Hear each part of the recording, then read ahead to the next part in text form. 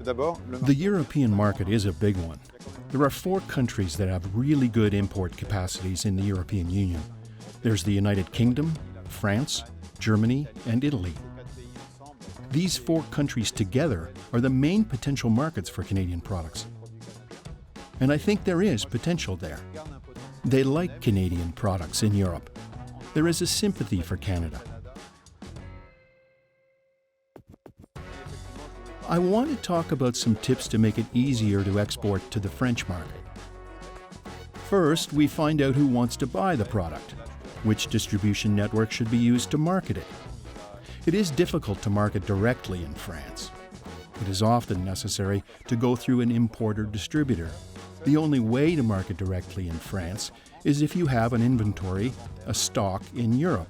This stock does not have to be in France. For example, it may be in Belgium or the Netherlands. But if you have a stock in Europe, it's different because you can reach a much larger number of potential customers.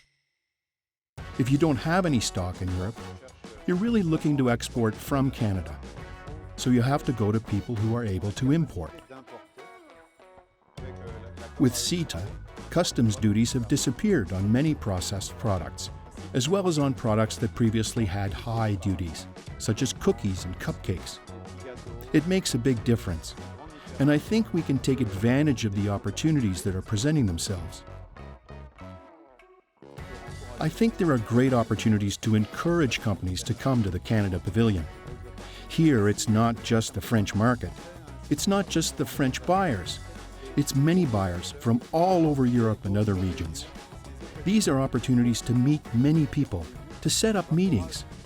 I encourage all Canadian companies to come to the European market, to come to major trade shows like Anuga and Cial, because this is really an opportunity that presents itself once a year to come and meet the market.